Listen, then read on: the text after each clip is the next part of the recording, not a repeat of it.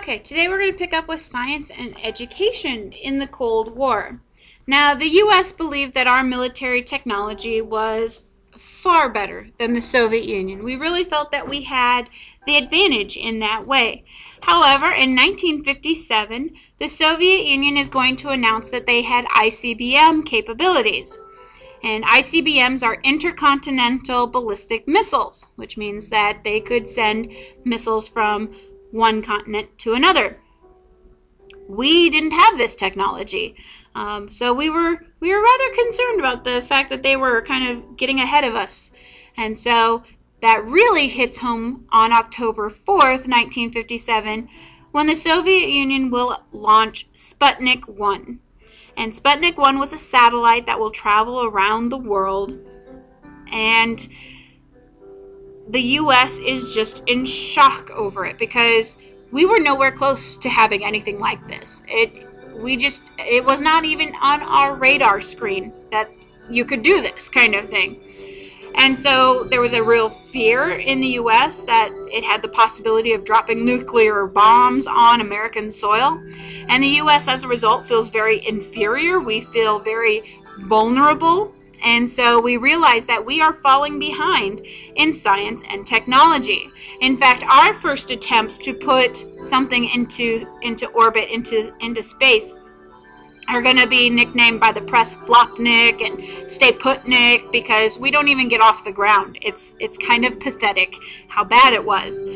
So there's going to be a real big push for science and math and technology development within the United States, especially within education. And so we'll get the National Defense Education Act in 1957, which is going to offer scholarships and student loans to those that are going to college to focus on science and math.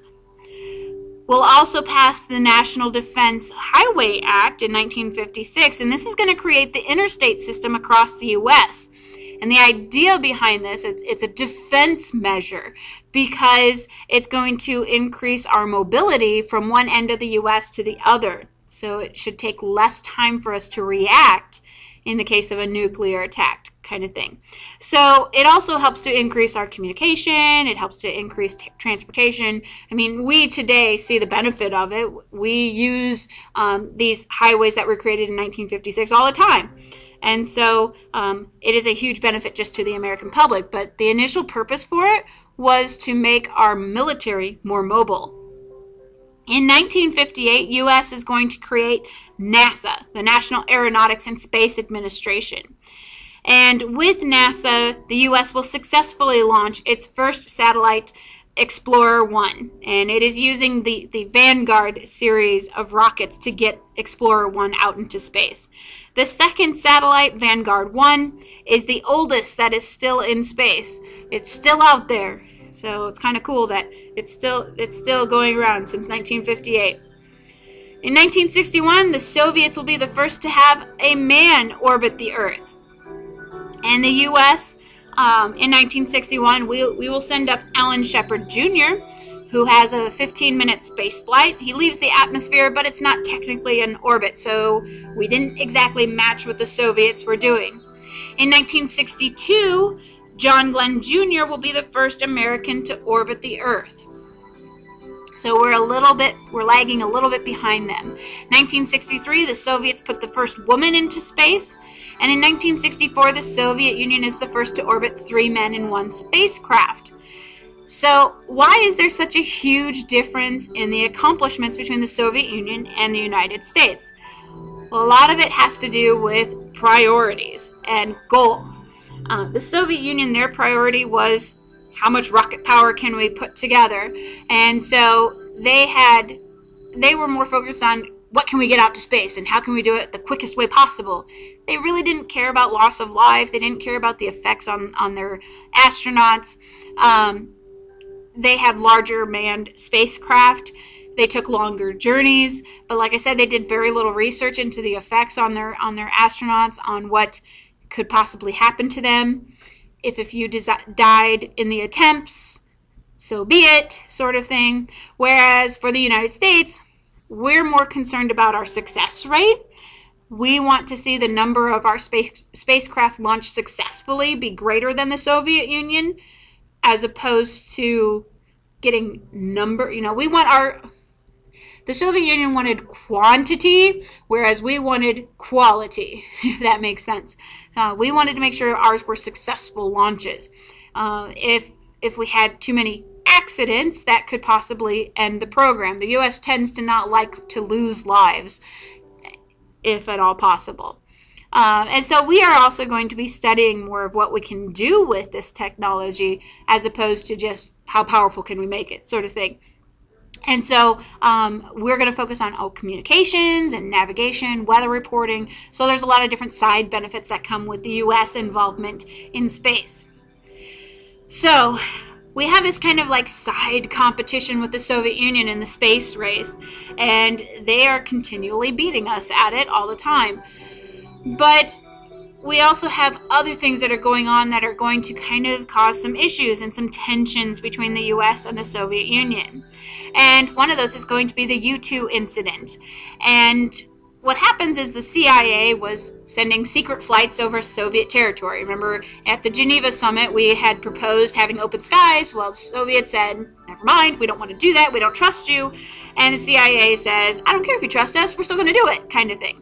And the reason they're able to do it is because we had developed a better plane than the Soviets had.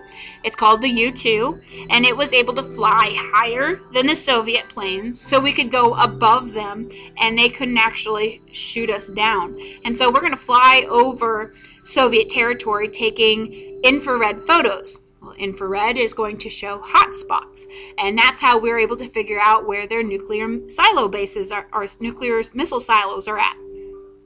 Well, there's 3 issues around this whole U-2 program. The first is that the existence and the purpose of the flights, the fact that they existed and what they were doing, was an open secret in the U.S. press. The U.S. media knew that this was going on. They just weren't reporting it. If they had reported it, there would have been a lot of negative public reaction to this. Why are we, sticking it to the Soviets and tempting them to attack us? Why are we doing that? So there would have been a kind of a heated debate about that. The second is that the Soviets knew we were doing it. They were totally aware of these flights, but they couldn't stop us. They didn't have the technology, they didn't have the planes in order to make that happen. And the third thing is that Eisenhower wanted these flights to stop. He was not happy about it, but the CIA tends to function as its own little branch, I guess, of the military, or branch of the government. And so they don't always let the president know what they're doing. And when he found out about it, he's not very happy. He wants those flights to stop. So we get this summit that will take place on the arms race between the Soviets and the U.S. So we're sitting down together trying to work out a deal about reducing our nuclear weaponry. And while this summit is taking place, the Soviet Union is going to bring down a U-2 flight. And ironically, it's the last authorized flight of the program. If it had happened on a different day, there would never have been a plane out there. But it's the last one that actually was supposed to take place. And they bring this one down. Now, the U.S., when we hear about it, we say that, oh, this plane disappeared on a weather mission. It must have got lost and crossed over into Soviet territory. So we're sorry. Kind of a mechanical mistake on our part, sort of thing. But the Soviets brought the plane down, and the pilot, Francis Gary Powers, is going to be taken prisoner. So they capture him alive. And he confesses after months of questioning that he knew where he was, he knew what he was doing, that we were taking illegal photographs of the Soviet Union, that kind of stuff. He will be imprisoned in the Soviet Union, and he's released during a prisoner exchange 21 months later. But he was supposed to, and all the pilots that were on these U-2 missions had cyanide pills that they carried with them. So if their plane was ever brought down by the Soviets, they were supposed to take this and commit suicide, rather than be taken prisoner where the truth could be forced out of them. And he was unable to do that. And so he kind of gets a lot of flack from the CIA for it, too, that he didn't quite fulfill his mission, what he was supposed to do. Excuse me. But the U.S. is basically going to be forced to openly admit the truth that, yeah, we're spying on you. sorry about it, that's just the way it is. And Eisenhower accepts the responsibility for it, but the tensions are going to be very, very high at this arms summit, and there's no peace negotiations that are going to come out of this, because we're kind of apologetic, but in a way we're kind of not either. We basically kind of brush it off as, oh, you got lucky. If you hadn't gotten lucky, you would never be able to prove it, sort of thing. Well, like I said, Powers was criticized for not hitting the self-destruct button on the plane. The plane had been found by the Soviet Union intact, and it had photos that were proof that the U.S. was spying on the Soviet Union. And so they kind of had a reason not to trust us. But this is going to lead to the Cold War heating up. So we got the Cold War, and it goes back and forth in terms of who's at fault and who's kind of raising the tensions. The Soviets, like I said, exploded an atomic bomb in 1949. But also in 1949, China falls to communism. And we call it the fall of China because China had been an ally of ours. We had helped protect it with the open door policy and had sort of considered them semi-friends. But a civil war is going to erupt after World War II in China, and we have a huge interest in China because we have a consumer interest because we can get stuff for cheap from them, and we like that. And so when the Civil War breaks out, we're sort of stuck with, okay, who we're going to support. Well, Mao Zedong is going to be up against Chiang Kai-shek. And Mao was a communist, and so he's going to get the Soviet support.